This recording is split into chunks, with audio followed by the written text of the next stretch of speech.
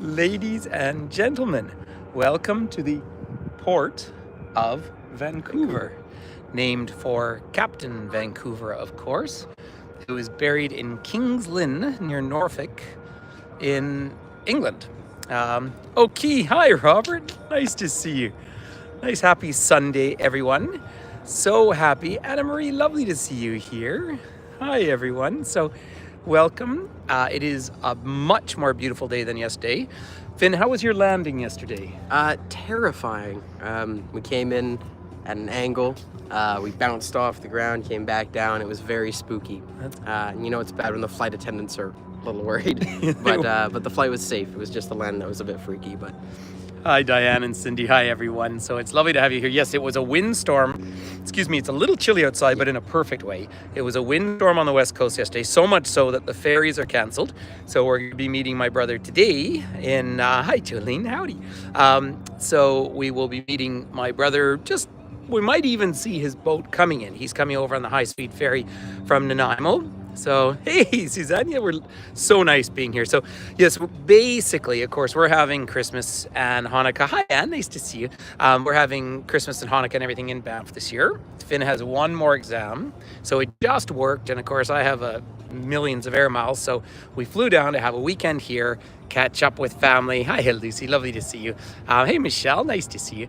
But we thought we'd do, a genuine tour, not just a catch up today. Hi, Lorraine, lovely to have you here. So I wanted to give everyone a real tour. We are standing out at Canada Place, of course.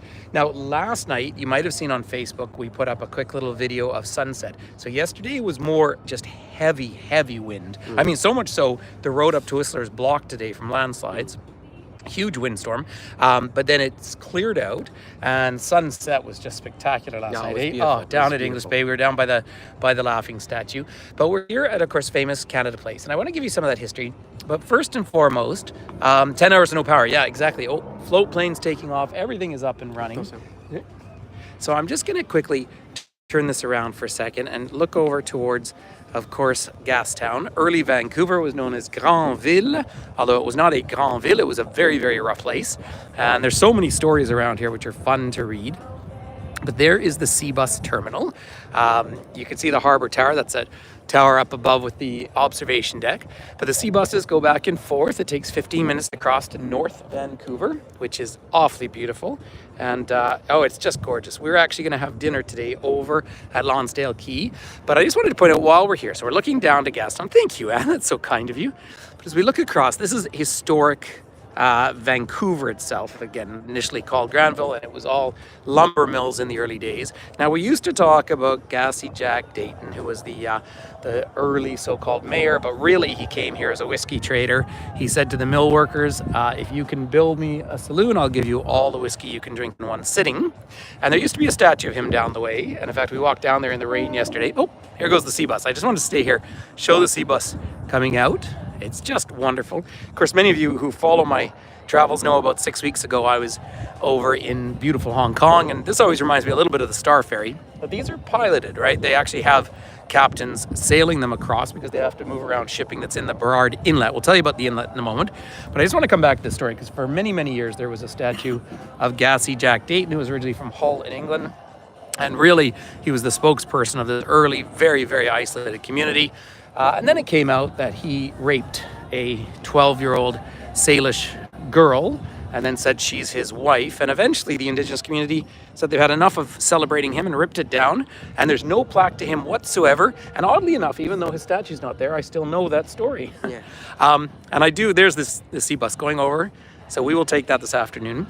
It's important as well, just because in the news the last few days, we've seen, of course, all the news out of Syria. And I want to congratulate the Syrian people in finally overthrowing that regime supported by Vladimir Putin, a regime that gassed its own people.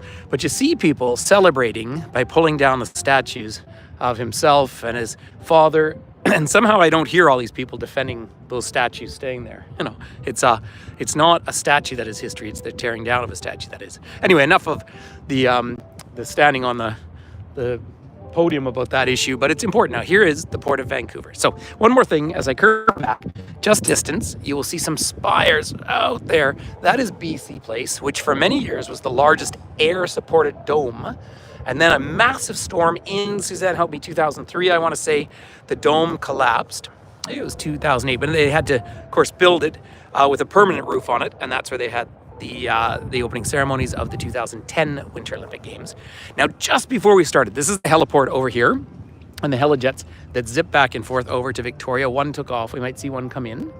So let's go for a little wander around. They are all very kind of winter celebration here, and it is fun and beautiful. And of course, Canada Place was built and opened in 1986 when Vancouver hosted the World Exposition. And that was, so I came with my parents. I was obviously a young person, and it was a fabulous World Exposition at the time. But that was a seminal point in the history of this city. And there have been a few, obviously the Olympics in 2010, the acknowledgement, of course, the continuous acknowledgement of indigeneity throughout the region. The fact they might actually host an Indigenous Olympic Games is pretty exciting. But that transition was a decision they made. Look, there's a couple of shadowy characters down here, Finn. Oh, what? Goodness me. I know. But what was so important about that is the building of Canada Place. He's pointing back. Yeah, that's strange. But the opening of Canada Place, and of course the whole development of the old False Creek area and Yaletown really led to modern Vancouver. Up to that point, this is a city that was, and this is where my father, when he immigrated to Canada, came. I was born right over there on the North Shore. But it was really a resource economy, lumber, fishing, mining, which is so much of British Columbia. But then they built really this fabulous building, which we'll show you from a better view, which is in many ways of Vancouver's response to the Opera House in Sydney.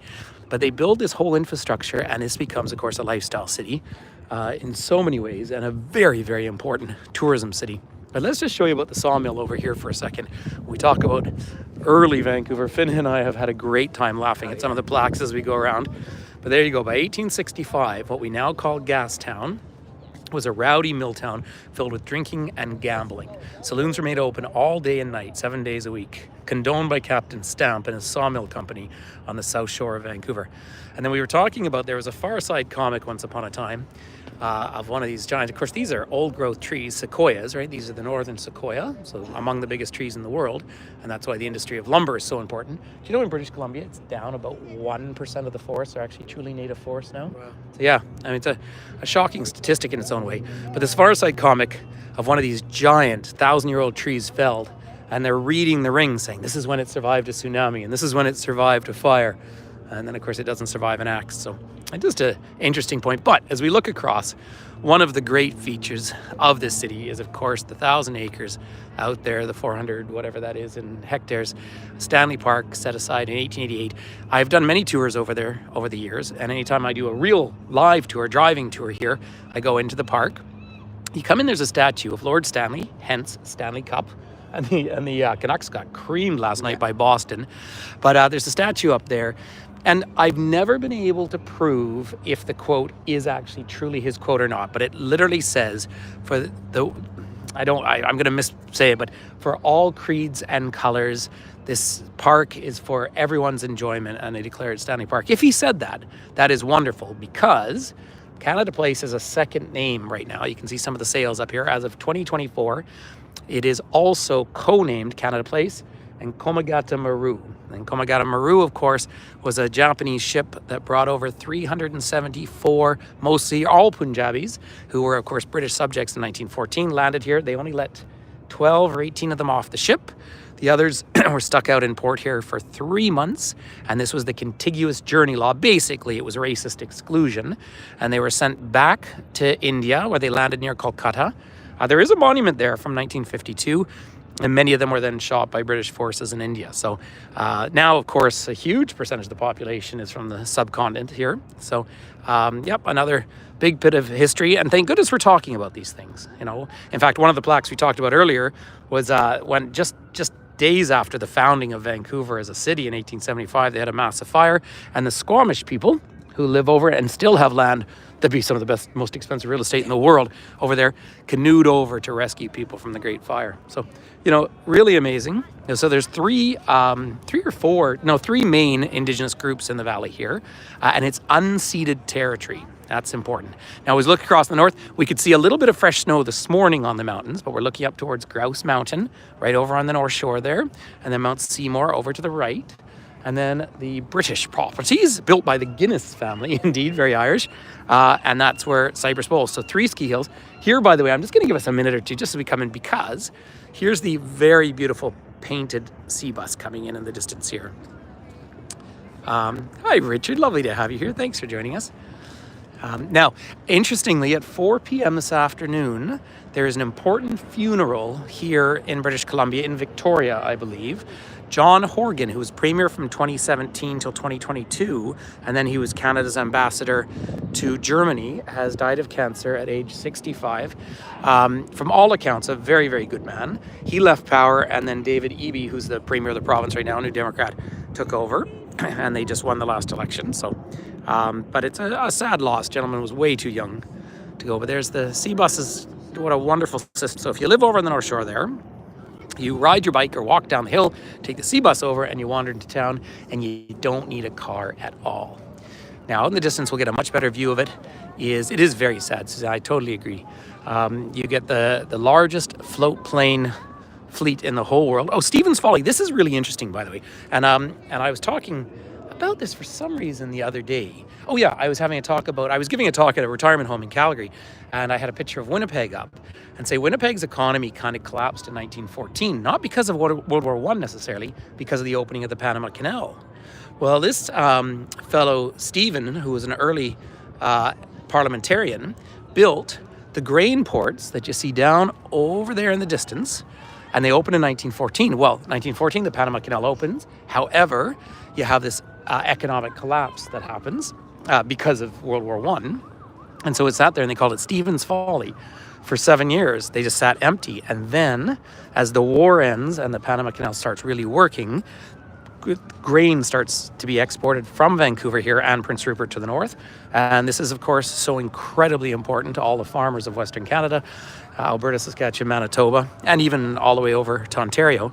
And of course, now Canada feeds, in many ways, Japan, China, Russia. So the grain is massive.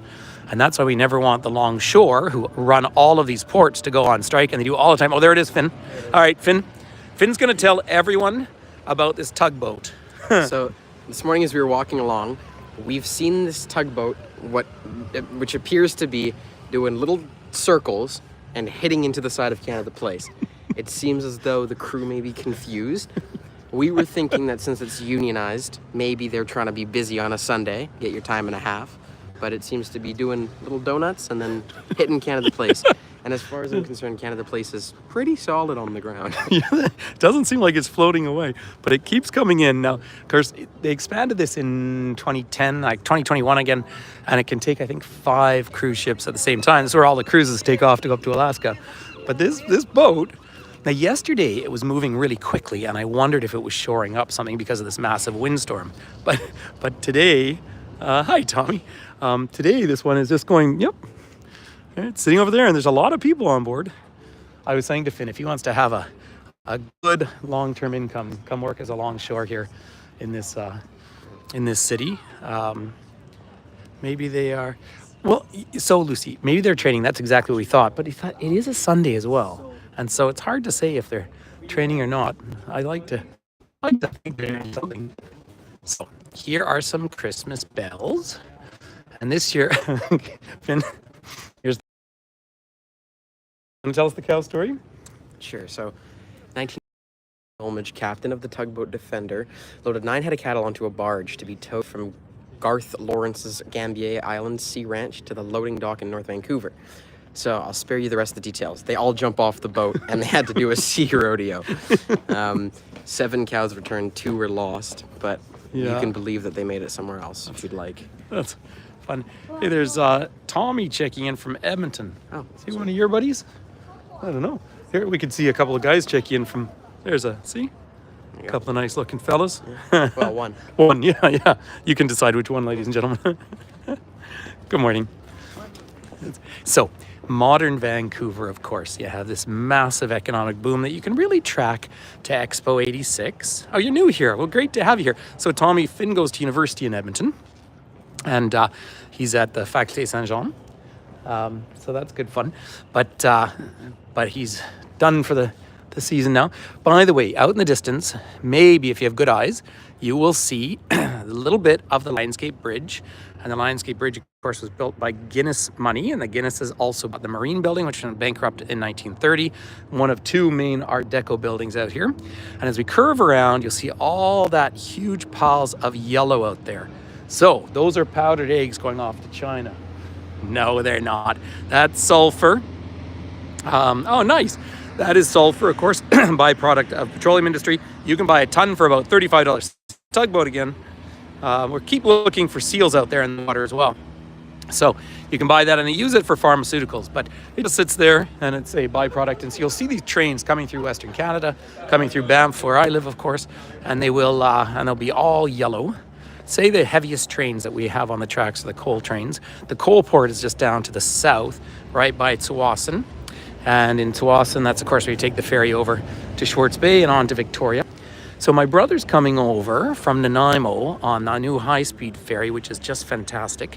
And it just docks right up here. So he's on the ferry now, and he's going to land at about 11:10. Although, say yesterday, there were no ferry crossings anywhere. I think BC Ferries was going to try and do one later in the day. This is the flyover. If you've ever done one of these, it's fun. Finn, did you do this one? I haven't done it here. I've done one in Seattle. Oh, Seattle. We did the one in Korea too, remember? Yeah, the Korean ones are great. But this one yesterday had such a huge lineup. Hi, Karen. Had a huge lineup because, of course, it was such a storm. There was nothing else to do. Although we had, boy, did we ever eat, not drink so much, but eat and be merry yesterday. So we went out for fabulous souvlaki yesterday. So much so we had to put the shirts away because it smelled down in Gastown. And then we went for a, nice long walk for sunset. And then we went over to the Cactus Club, which I know is a chain, but the other side, there's the convention center over, which is a carbon neutral convention center. By the way, both Canada Place here and the convention center are still government owned. These are crown corporations here. We'll just move around these folks. They're getting a Noel picture. And so this convention center on the other side, which we're going to wander around to kind of now, is where the Olympic torch is. Although they can't see it very much at the moment because they've got a Christmas market up there. And that's also where you have the Orca statue, which is Douglas Copeland. If you're familiar with the name Douglas Copeland, he was the one who coined the term Generation X, and he is a local writer and artist. In fact, he wrote the whole piece about Terry Fox here. By the way, every now and then, as we go down Canada Place here, we have all the provinces and territories of the country, which is very important. And this is Yukon, which is a place I just love. Some of you join me for trips there. Beaver Creek. Now I don't mean to put you on the spot, Finn, but a really interesting thing about Beaver Creek. Do you know why it's a Trivial Pursuit question? No. It is actually the most westerly community in Canada. Everyone would think Beaver Creek, Yukon. Yeah, everyone thinks it'd be Tofino, but of course with the shape of the earth. It's right up against the border of Alaska. And that is where, and talking about Yukon, if you join me up in Dawson City back in May, was that when I was up there? This is, of course, the sour toe cocktail. This is where you have a toe. They had 5. I think they're down to 2 now. Frozen off of early miners. And you drop the toe in Yukon Jack whiskey and you drink it down. That's because a new person to the north is a chichaco. An old northerner, an old miner, is called a sourdough, and that's because you've soured on the Yukon, you don't have the dough to leave. But of course, San Francisco sourdough, which you'd eat when you traveled. But there's the famous sour toe, and you do it at the downtown grill, or the Jack Leonard Grill, in the downtown hotel. Tommy is saying everyone needs to visit Dawson. I totally 100% agree. I spent 2 years up there guiding Alaska, Yukon, and I finally went back and took some friends up there in May. And if I were to leave Banff and live in another small city, I think Whitehorse would be my city. We're just going over Newfoundland and Labrador. And Newfoundland and Labrador are celebrating at the moment. Oh, there's Gander, of course. Everyone's so famous for this. That was, of course, Come From Away when they received so many people during that terrible time of September 11th, 2001. But Newfoundland Labrador particularly, has just finally renegotiated a treaty for electricity with the province of Quebec, and it will revolutionize the economy of Newfoundland and Labrador.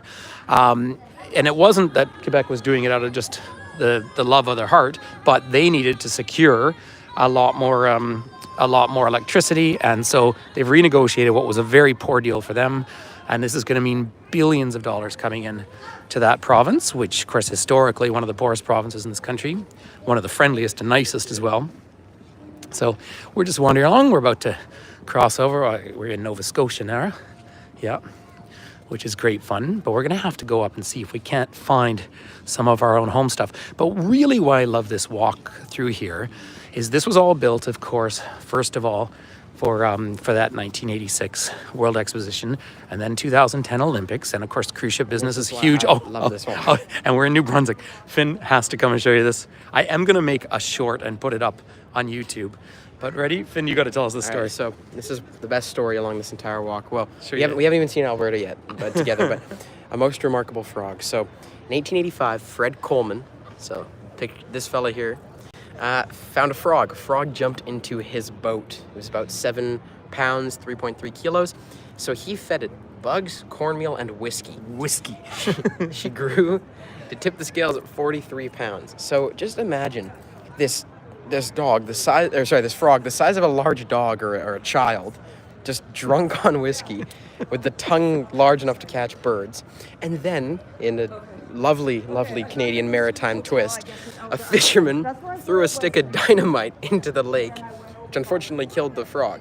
So I think We shouldn't laugh, but you shouldn't laugh, but I think, and then he taxidermied it, put in his hotel. But I think it's just an amazing story because I think it's just, you make a lot of jokes, about the Maritimes out west, and this is kind of a perfect, accurate depiction of that. Well, and the whole way around, all these historical markers, about half of them is something kind of weird and kind of tragic. Yeah, Right? yeah, welcome. Une grenouille. Yeah. Des plus remarquables. Yeah, I like exactly. the fact that we've got it bilingual. By the way, that petrol station out there, that Chevron for the planes and the boats, that one had a fire back in the 60s. Yeah, it did. Now, in amongst the buildings out in front of us, all these modern towers, But luckily they had enough water to put it out. yeah, there's the Marine building. That was that Art Deco building, opened in 1930. It was, of course, the one skyscraper at the time. Then it went bankrupt because, of course, hey, thank you, Natalie. Thank you very much for the contribution. And that went, yeah, Anna Marie's saying she doesn't know she can laugh at that. I'm with you. But it's a beautiful building. Thank you, Sarah. It's so kind of you. But a gorgeous building. And then the Guinness family bought that as well. So it's so nice to see other people joining along. Yeah, you're more than welcome to share. Now we're in the La Belle Province de Québec ici. And then as we make our way along into Ontario, and we have, of course, our friends in Ottawa. There's Kingston we just passed. Toronto, of course, the largest city. Finn's been spending a bunch of time in Toronto, actually. Actually, just because Robert and Lucy are here, I'm just going to give them a nice little picture of Ottawa, which, there you go. There you go. Yeah, Finn has been... Finn, you were just last in Toronto 3 weeks ago, and you went for a concert. Yeah. Oh, Gimli, Manitoba, by the way. I always like to mention that because that's where Crown Royal whiskey comes from. But it was also for many years the second largest Icelandic-speaking community in the world. City's a bit of an exaggeration. And by the way, funnily if there's any Winnipeggers here, I love Winnipeg. Funnily enough, the origin of ice hockey teams in Manitoba, you can read this on the Canadian Encyclopedia, were Icelandic people who were not allowed to play in the league because they were not considered white. They went and fought and died for Canada in World War I. Almost all of them returned, and they founded what would later become the Winnipeg Jets. That's absolutely, yes, Yeah. Great story. Thank you for sharing, Finn. Here, by the way, is the story of Winnie the Pooh, which, of course, famously became kind of mascot for the Canadian soldiers in World War I again. And there's a statue in Lima, Peru. And sadly, quite a kind of racist story as well, because they say he came from deepest, darkest Peru. But there is Salish art. Now, I didn't finish the point earlier, but it's an important one, I think. It's the fact that as we've gone through this long and painful process of reconciliation in this country and working towards it, and of course on the West Coast here, Indigenous people played a huge role in the 2010 Olympics. Now, the Gateway, there's acknowledgements of Indigenous people throughout the area. And this is a massive change that's happened. By the way, coming back to, if you want to grow a huge frog, apparently you need whiskey. So if you need whiskey, you need Al Capone to smuggle whiskey into Moose Jaw. That's where they used to have tunnels all through during Prohibition in the United States. So tons of history. They were, as it says there, dug by Chinese workers Yep. during times of discrimination.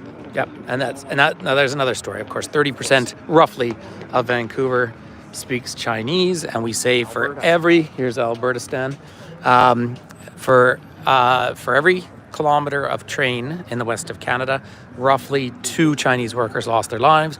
Now, when early settlers here. There's Edmonton up there. There you go. University town, capital of the province. And then, then we got to take y'all to the Big B right here. I like the fact it's in jade, actually, right? Yeah. So there we are. Banff, of course, named after Banffshire in Scotland, where Sir George Stephen was from, the first governor of the Bank of Montreal, and the first president of Canadian Pacific Railway.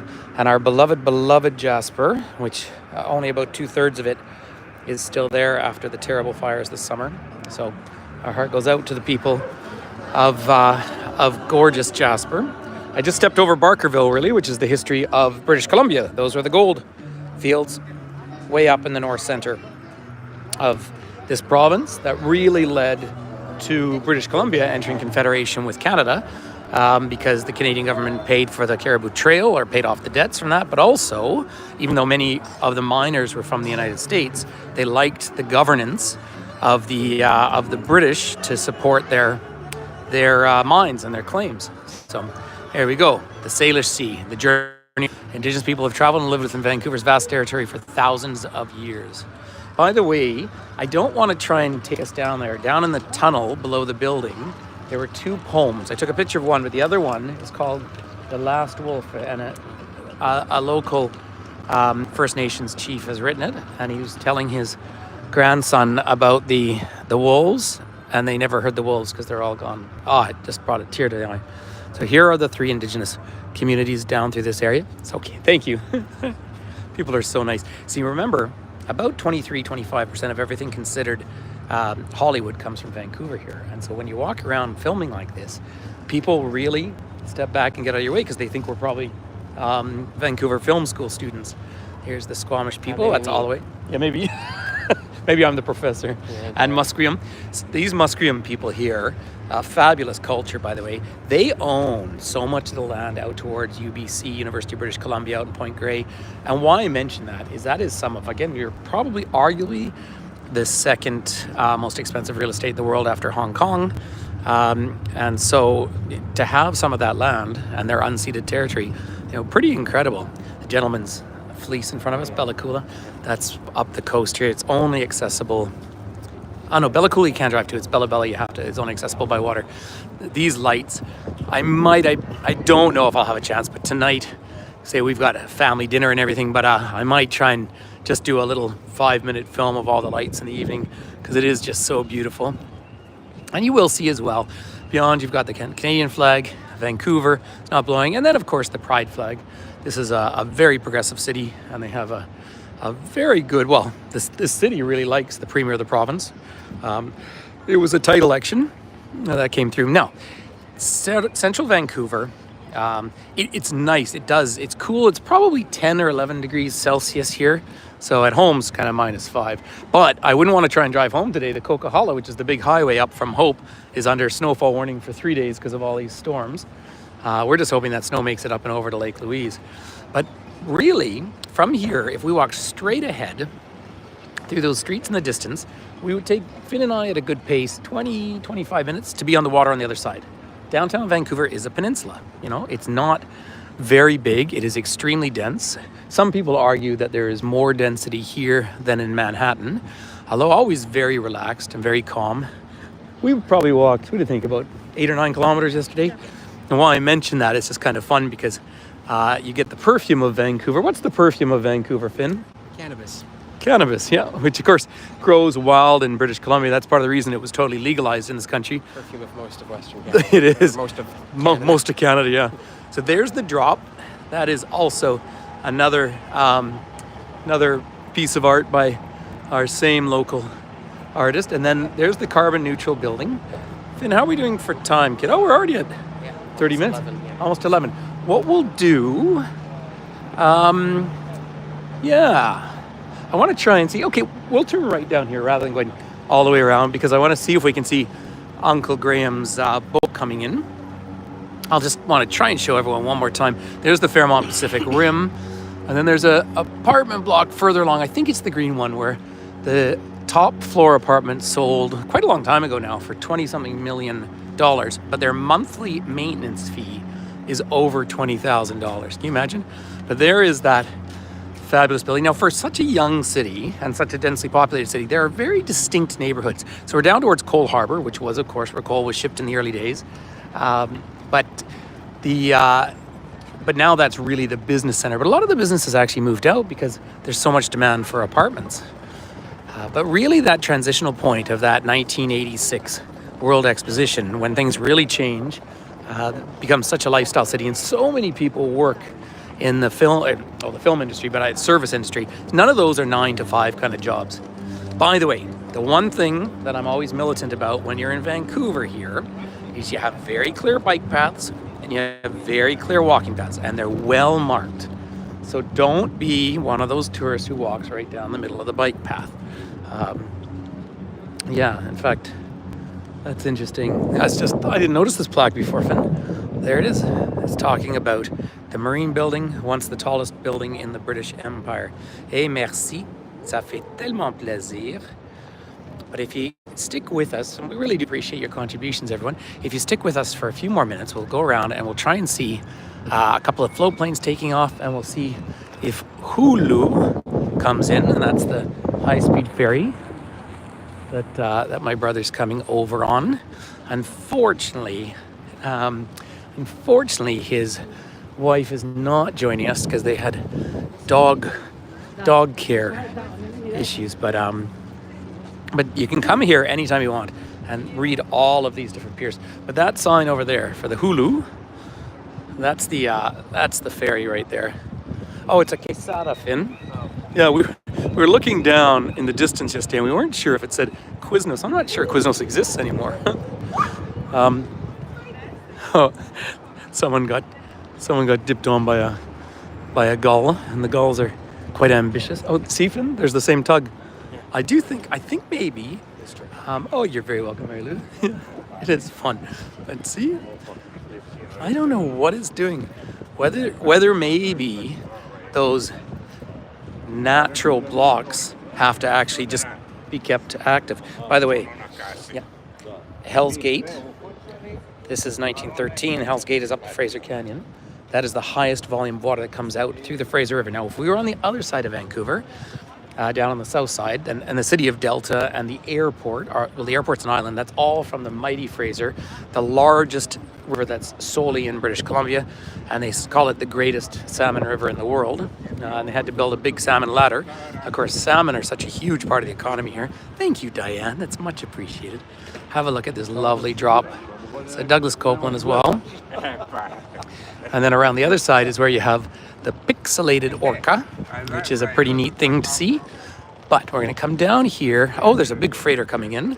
All the freighters, interesting, flying in yesterday. Did you notice? They were all pointing exactly straight south because the wind was pushing up. Yeah. And they were all, of course, surviving that. Yeah, the orca is wonderful, isn't it? And there's Mahoney's Irish Pub.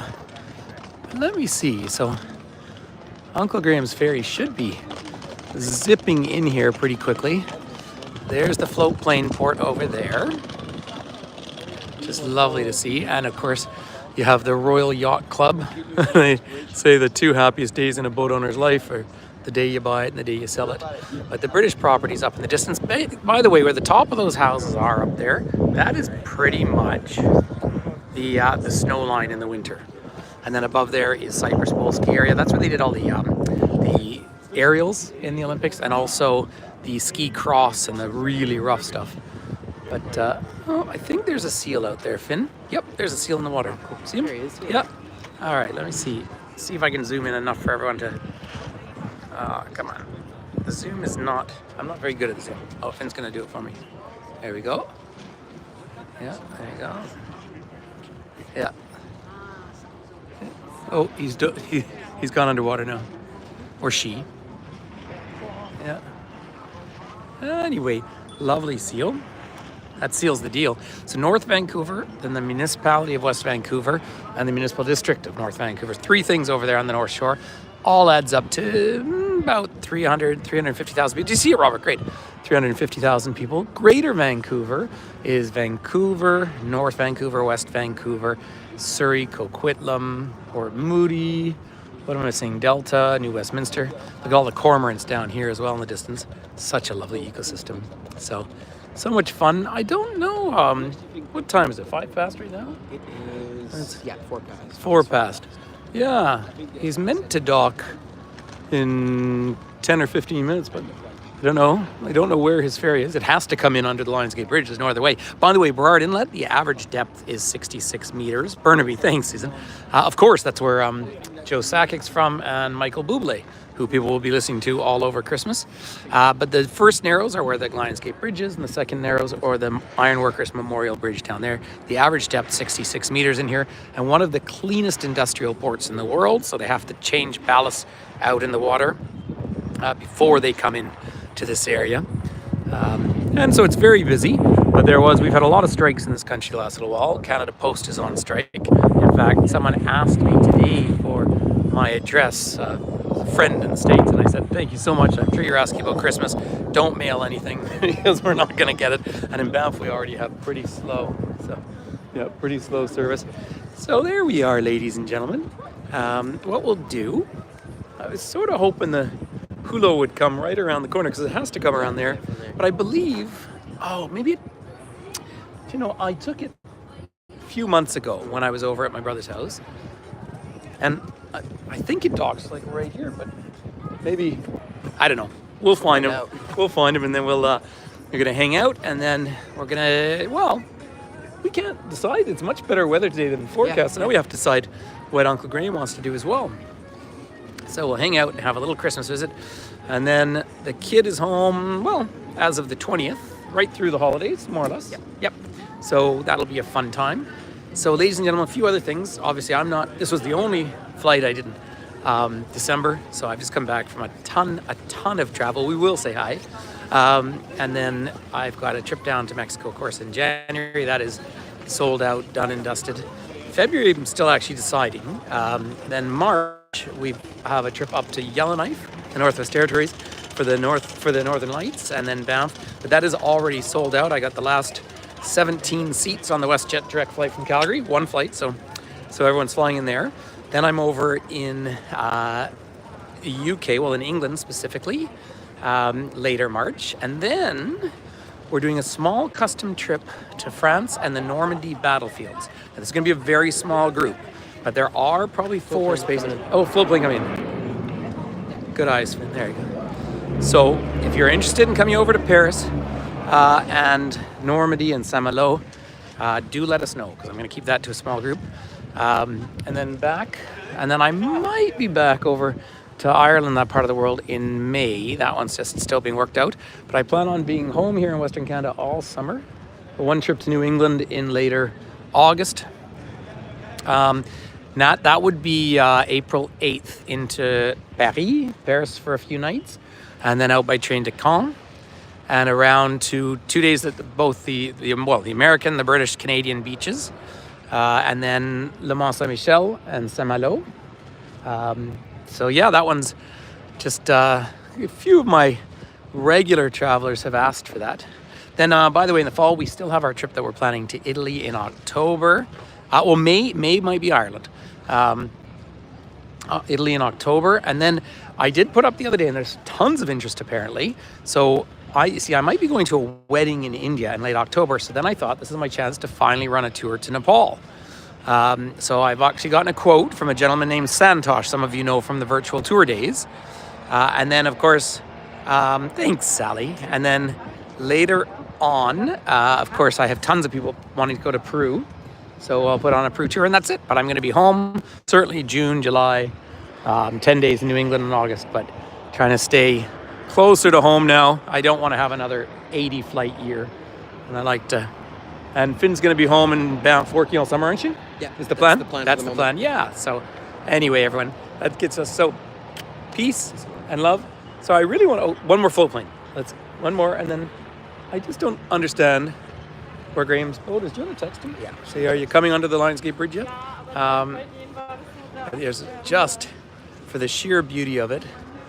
And of course, wonderful Stanley Park. I love Vancouver. No, I mean the Crystal City, as Copeland calls it. When it's heavy and windy and gray and rainy, of course, it can be a little heavy. But then the sun comes out like this. Thank you, Lucy. By the way, across from us in the dock over there is one of the Canadian Coast Guard ships out there. Well, thank you, Anna. Thank you, everyone. Yeah, well, we were able to carve out 45 minutes to spend with all of you. And we really do appreciate our community. Love you sharing these, by the way. And if you can keep getting people to sign up on our YouTube, say we're only about 1 million people away from being able to do this for a living. but just wait. Enjoy this. Cindy's just asking, Finn, how university's going for you. It's going very well, thank you. Oddly enough, Cindy, I know you're, of course, in the States. It's a different term, college and university in this country, but not that it matters. But you've had a fun first term.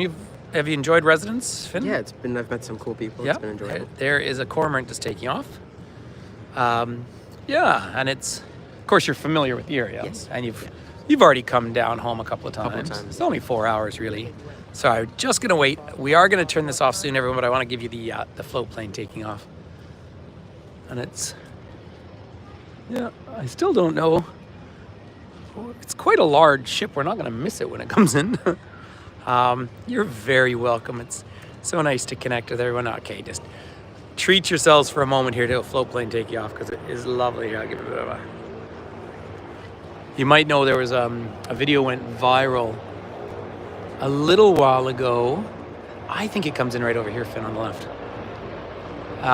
There was a video that went viral of a float plane hitting a little boat. No one was hurt. Thanks, Sarah.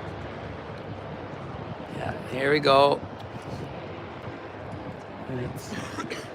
We'll just finish with this treat. It's only 21 minutes over to Nanaimo on the float plane and about 40 or 45 into the inner harbor of Victoria. This one's just getting its clearance to go. There it goes. Oh, that's the police fin over there on the right. Yeah. Hear the noise of it? Just coming into the screen in a moment, here's the Vancouver police in a water form. Well, I guess a human form in a boat.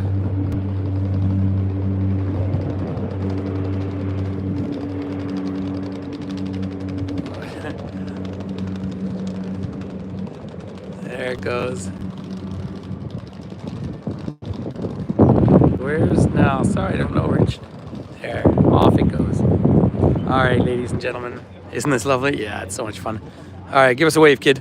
Haha. All right. Take care. Lots of love. Thanks for connecting.